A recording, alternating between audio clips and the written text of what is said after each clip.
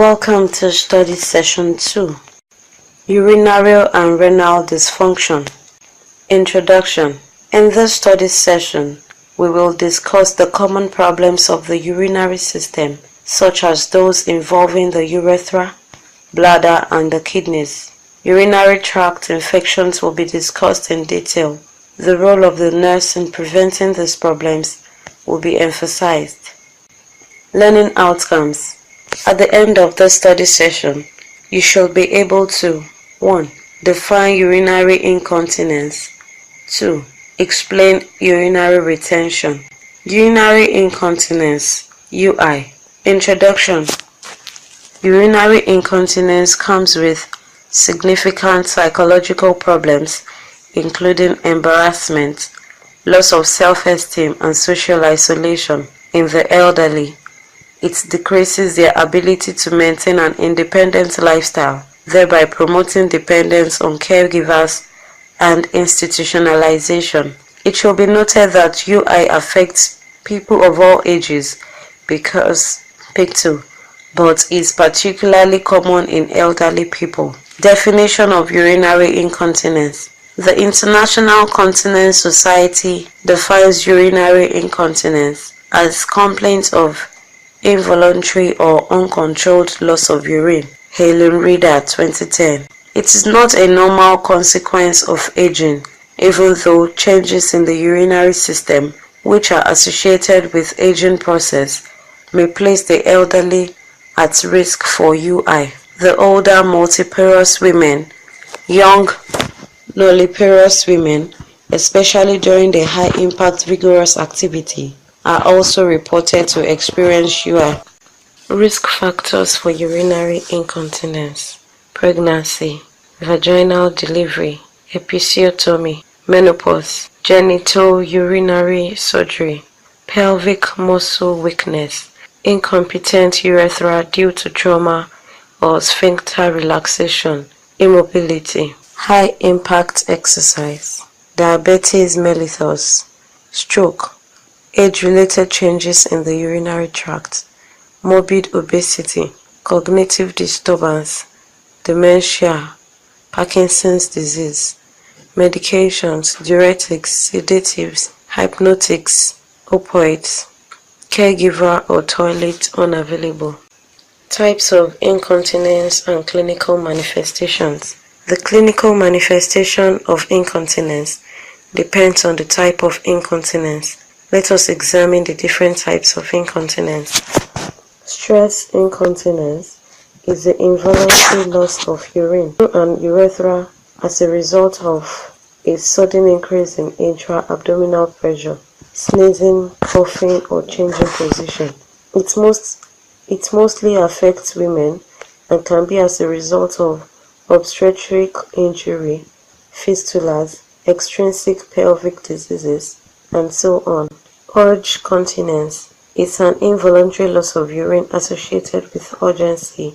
The patient is aware of the need to void, but is unable to reach the toilet in time. Reflex incontinence is a loss of urine due to hyperreflexia or involuntary urethral relaxation in the absence of normal sensations, usually associated with voiding. This commonly occurs in paraplegic patients because they have no sensory awareness of the need to void. Overflow incontinence is an involuntary urine loss associated with over-distension of the bladder. The bladder cannot empty normally and becomes over-distended. Despite frequent urine loss, the bladder never empties. Diagnostic studies. The following assessment parameters are necessary to diagnose UI: refocused history, physical assessment, and a bladder log or voiding record whenever possible. Obtain information on the onset of urinary incontinence, factors that provoke urinary leakage, and associated conditions. The physical examination, assessment of general health and functional issues associated with urinary function, including mobility, dexterity, and cognitive function. A pelvic examination, Careful inspection of the perineal skin for signs of erosion or rashes related to urinary incontinence and existence of pelvic organ prolapse. Local innervations and pelvic floor muscle strength. A digital examination of the pelvic muscle to determine weakness or tension. Ask the client to keep a bladder log or voiding diary to document the timing of urinations, episodes of urinary leakage, and frequency of nocturnal for at least 1 to 7 days. A urinalysis to identify possible factors contributing to transient urinary incontinence, for example, urinary tract infections, diabetes mellitus.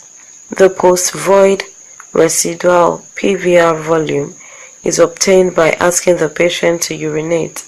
This is followed by catheterization within a relatively brief period, probably 10 to 20 minutes, or an ultrasound can be used to estimate the residual volume. Urodynamic testing in selected cases of UI may be required.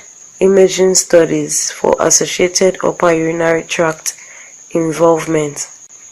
Nursing management. Types of UI, causes and treatment. Stress incontinence. Sudden increase in intra-abdominal pressure causes involuntary passage of urine. Occur during coughing, laughing, sneezing, or physical exercises such as heavy lifting, exercising. Usually small leakage may not be daily. Causes.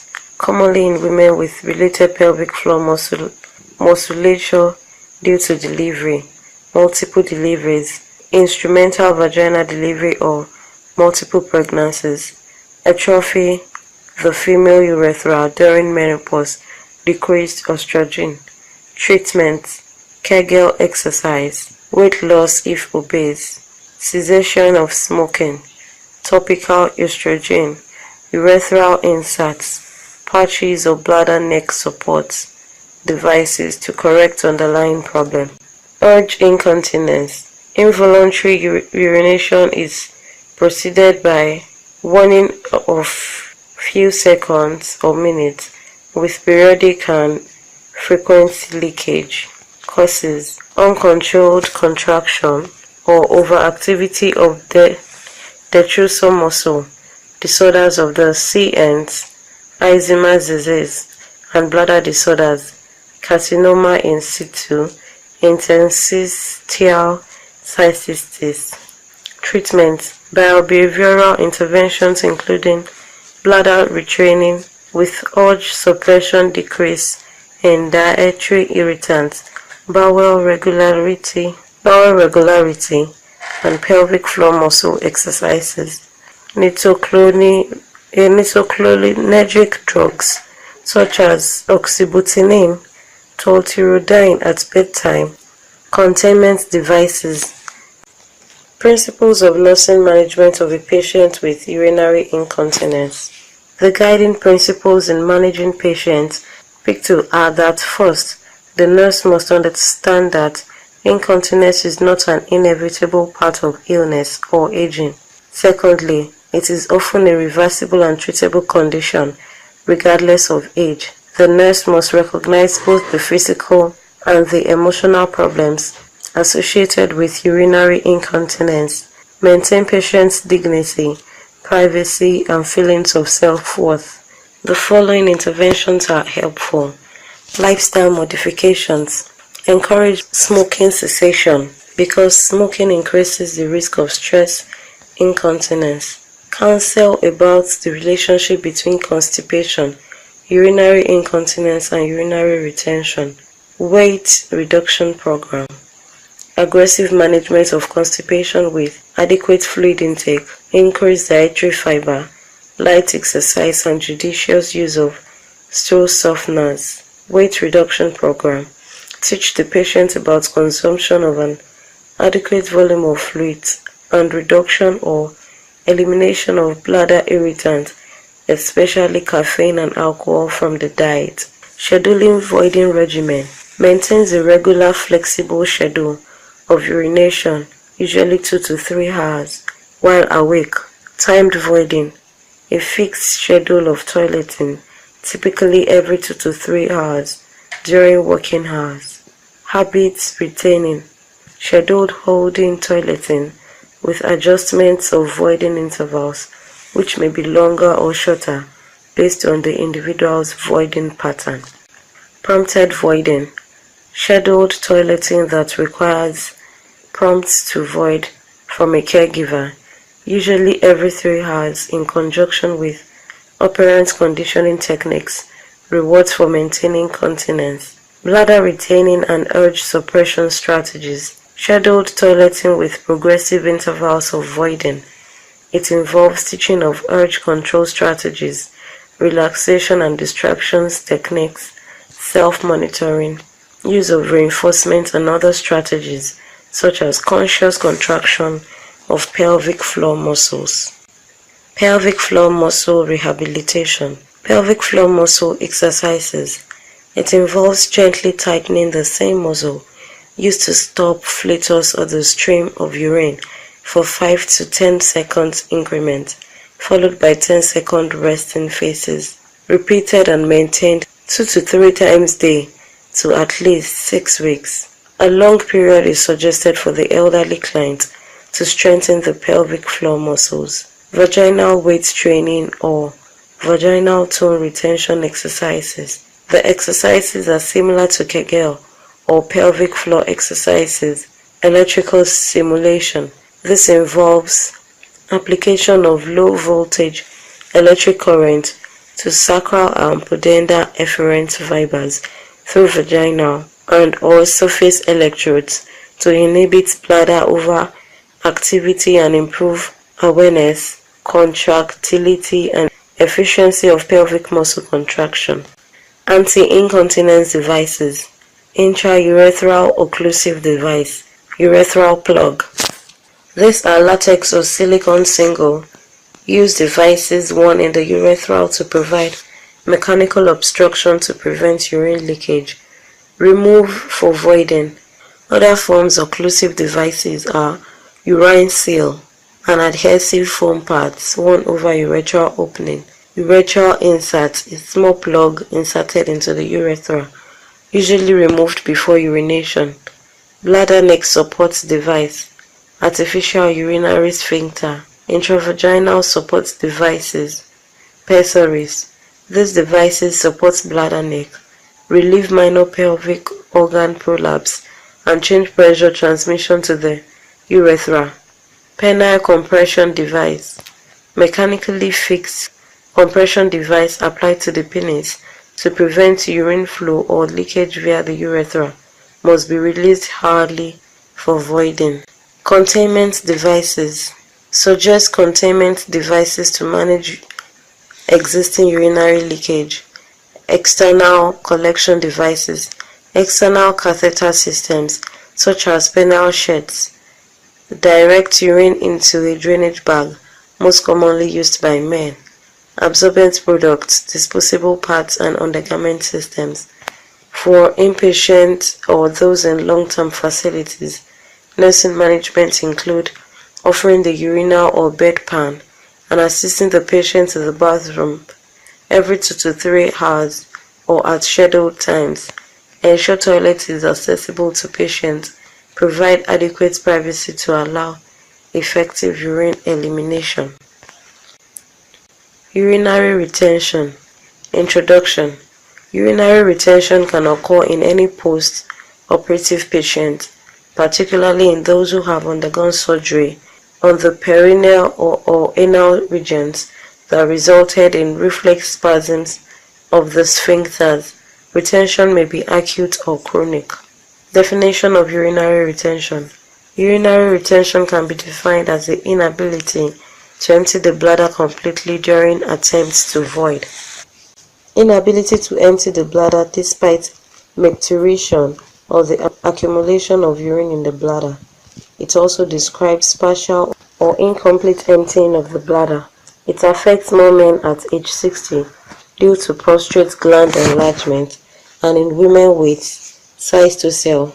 In acute retention, the patient experiences total inability to pass urine through micturition. Chronic urinary retention describes a state of incomplete bladder emptying despite urination.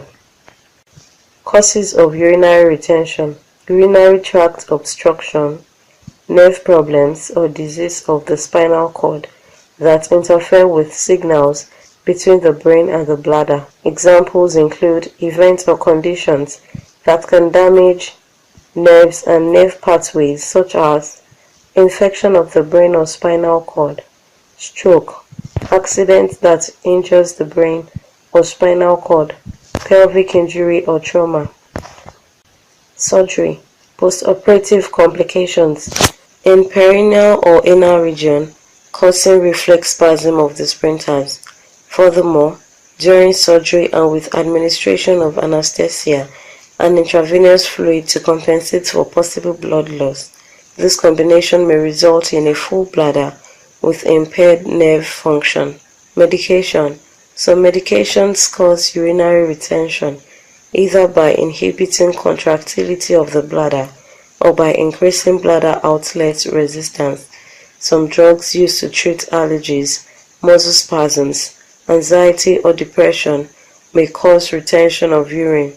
They include antihistamine, anticholinergic, sedatives, antispasmodics, anesthetic agents, particularly spinal anesthesia. Other causes of urinary retention may be as a consequence of diabetes, prostatic enlargement, urethral pathology, infection, tumor, calculus, trauma, pelvic injuries, pregnancy or neurologic disorders, cerebrovascular accident, spinal cord injury, multiple sclerosis. Pathophysiology of urinary retention. The pathophysiology of urinary retention is based on three major pathological mechanisms: increased urethral resistance, secondary to bladder outlet obstruction, as occur in bladder stone, prostate enlargement, infection, urethral stricture, and constipation; impaired bladder contractibility, loss of normal bladder sensory or motor innervations. Clinical manifestations. The following are the common manifestations of urinary retention: acute urinary retention, pain in the pelvis, increased abdominal pressure, inability to urinate, lack of urge to urinate. Chronic urinary retention, back pain, fever, painful urination, frequent urination, nocturia, hesitancy, difficulty starting to urinate, difficulty fully emptying the bladder. Nursing assessment and investigation. The nurse should elicit the following assessment data from a client with suspected urinary retention: time of last voiding and how much of urine was excreted. Assess if the patient experiences small but frequent voiding, any dribbling of urine. Note patient's complaints of pain or discomfort in the lower abdomen. Examine the pelvic area for full bladder, which appears swollen or rounded. Does percussion of the suprapubic region or elicit dullness? Does a post-void bladder ultrasound test reveal residual urine? Physical examination of the lower abdomen can be done to feel the distended bladder through percussion. Diagnostic test: urine sample for signs of infection, bladder scan, post-void residual urine, X-ray and computerized CI scan, X-ray to determine obstruction, CT scans, using multiple X-ray images to construct a better view of internal organs to diagnose stones or other causes of obstruction. Urodynamic test to measure the patient's ability to empty the bladder steadily and completely. Electromyography to measure the muscle activity in the urethral sphincter. Management principles. The management will be considered under two subheadings: medical management, nursing management. Medical management goals. The following goals are usually borne in mind to relax the muscle of the bladder and empty the bladder, prevent infection, and prevent further complications. Drugs: beta-nickel chloride, prescribed to treat bladder muscle problems and to help the bladder muscle to squeeze better, thereby improving the ability to urinate. Neostigmine bromide, to improve muscle strength in patients with certain muscle disease, myasthenia gravis, thereby preventing the breakdown of acetylcholine, which is needed for normal muscle functions. Alpha receptor blockers such as alfuzosin. This relaxes the muscle at the neck of the bladder and reduces the obstruction of the flow of urine. Laxatives and enemas are suggested if retention is secondary to constipation. Catheterization. This is done to prevent overdistension of the bladder in acute urinary retention. It forms an initial treatment to relieve the immediate distress of a full bladder and prevent permanent bladder damage. If catheterization is to be used for long-term treatment, the indication for use will depend on the cause of urinary retention.